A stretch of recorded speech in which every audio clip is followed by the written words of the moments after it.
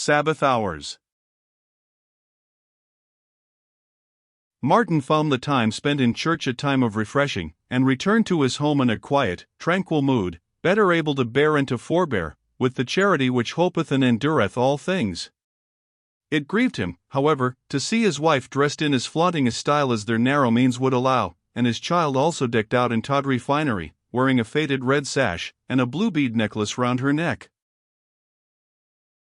The dinner was as uncomfortable a meal as the breakfast had been, though Mrs. Laver now put on gaiety of manner, in a spirit of defiance to her husband.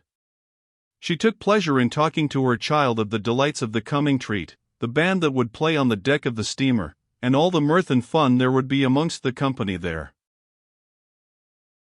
Annie was too young to understand or to care much about such things. She was rather frightened at the idea of going amongst strangers, and looking up with her arch innocent eyes into her father's face, she lisped out, "Daddy, come too." Martin shook his head, and replied, as he stroked the soft hair of his child, "No, Annie, father is not going in the steamer, father is stopping behind." "Then Annie top too," cried the little one, thrusting her small hand into that of her parent. "You little goose, do you mean that you will not go with me, and have all the fun?" asked in an angry tone, which certainly had not the effect of making the child desire to do so. "No, Annie top with Daddy," repeated the little one, beginning to cry at the idea of being taken away. "Oh, I'm sure I don't want you, you'd be only a plague. There's nothing so tiresome as having children dangling about one in a steamer. One's always afraid of the stupid brats falling overboard," cried Anne, with a passionate jerk. "It's time I was off," she said, rising from the table. "Your father will have had enough of your company, I guess, before I come back in the evening." But here Mrs. Laver was wrong. Never had the invalid more enjoyed a walk than he did the quiet stroll which he took into Kensington Gardens on that warm afternoon, to give his pale little girl fresh air. How pleasant felt the breeze on his cheek, how bright were the rays of sunshine that streamed here and there through the trees. What a thankful heart was lifted up to God from him who so lately had left a sickbed, as he sat quietly on the green grass, with his darling playing at his feet. Annie's simple prattle was to her father's ear sweeter than any music, and scarcely disturbed the holy thoughts which were passing through his mind. "Much as I delight in my child, should I be willing that she should remain always what she is now, small, weak, and knowing little? I look for growth in her young frame, and if from month to month she never grew taller, I should know that some disease must be stunting my child. So we are told in the Scripture to grow in grace, * every passing month should leave us more earnest, devout, and humble. If our religion be not a growing one, it is a stunted one, nay, we have reason to fear lest it be dead altogether. Faith, true living faith, must expand into holiness, as the bud opens into the flower, and the dawn brightens into the day."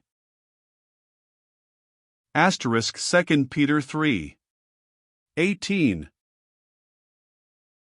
Annie and her father were very happy together, and when Martin slowly walked homewards, holding the hand of the little prattler who trotted by his side, it seemed to him that but for one trial, he would be one of the happiest men upon earth. But the remembrance of his wife was to Martin like a heavy black cloud in an otherwise brilliant sky. Silently, he prayed for Anne as he walked, though little knowing how much at that moment she needed his prayers. Scanty as was the evening meal, Annie made it a very merry one.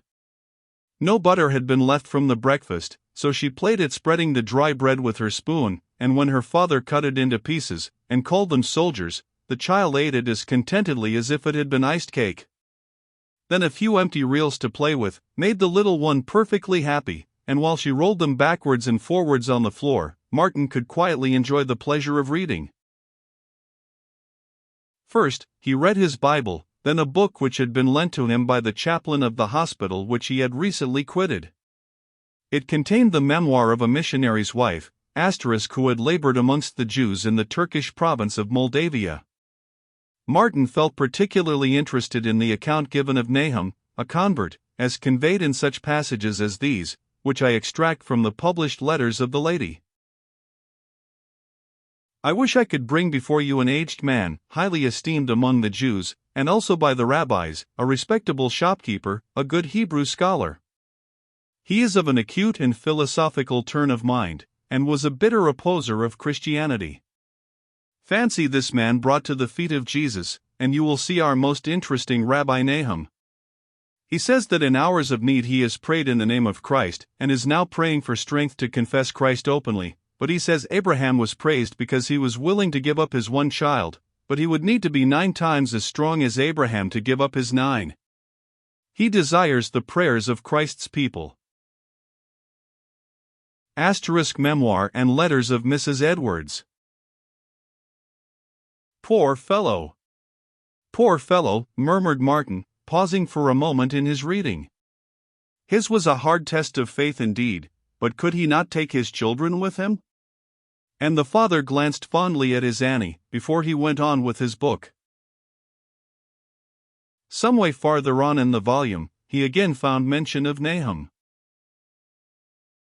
His mind seems more and more decided. He speaks now of baptism, though still indirectly.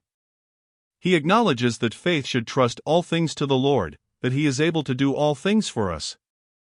But who can withhold sympathy from the father of 9 children, when taking a step which probably will involve them all in ruin? I feel for him from the bottom of my soul, exclaimed Martin. After reading several more pages in the volume, Martin came to the account of the baptism of Nahum with 3 of his children, after bitter opposition from his unconverted wife. She would not eat nor drink, she abused and upbraided him, but she could not hold him back from his purpose of openly confessing his Savior. Martin eagerly read the account of Nahum's first meeting with his wife, after the decisive step had been taken, and her passionate exclamations of sorrow for her 3 baptized children. I hear not, I hear not. I die, I die. I will kill them, then I will die. And indeed, wrote the missionary's wife, she threw herself on the balcony ready to die. We feared more for the old man. 25 years have they lived together, true, faithful, attached. After she went, his anguish was fearful. Anguish, indeed, exclaimed Martin. When I think of this poor Jew's heavy cross, I take shame to myself for shrinking from taking up mine, which is so much lighter. I dare say that he had other troubles to bear besides the fierce opposition of his wife. Martin read on as follows. The dear old man determined on Monday to open his own shop, in a street where there are none but Jews.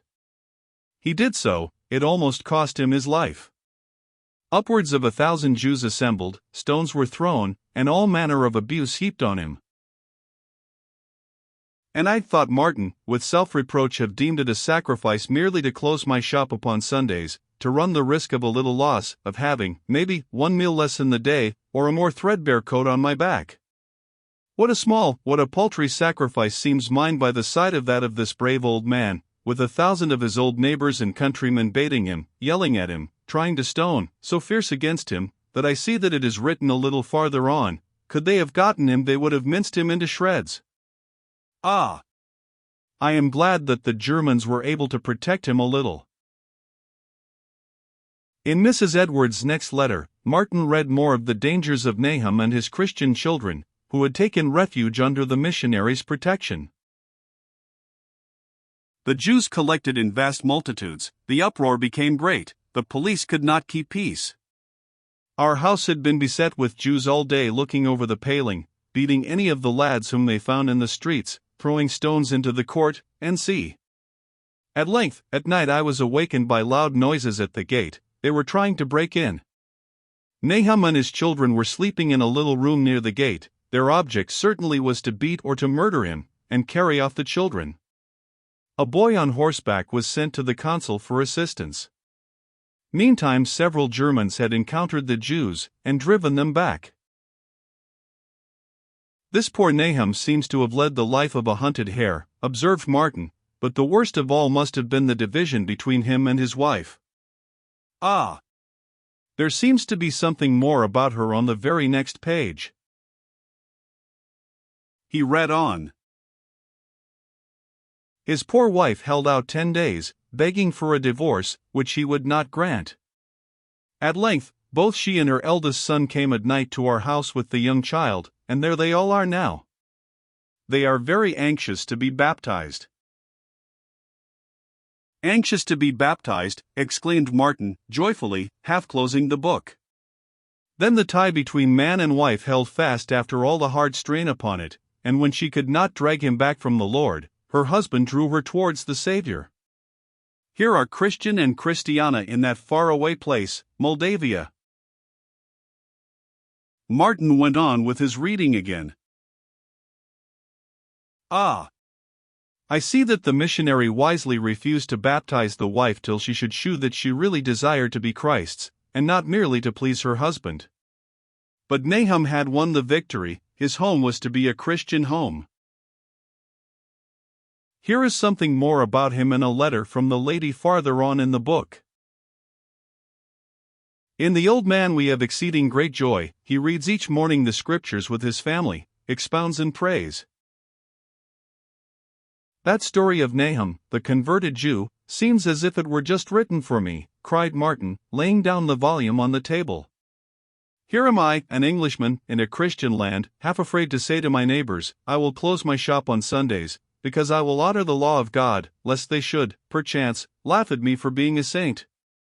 There was Nahum, openly confessing his faith at the risk of losing both property and life. Here am I, aggrieved and discouraged by a few hasty words from poor, and there was Nahum standing firm against the persuasions, the anger, the despair, of his wife, though he dearly loved her. A poor kind of Christian must I be. I fear but a coward at heart, and ill-fitted to bear the burden and heat of the day. God help me, and give me more grace and more courage, and then, perhaps, He will one day give to me, as to faithful Nahum, more cause to rejoice over a converted and loving wife.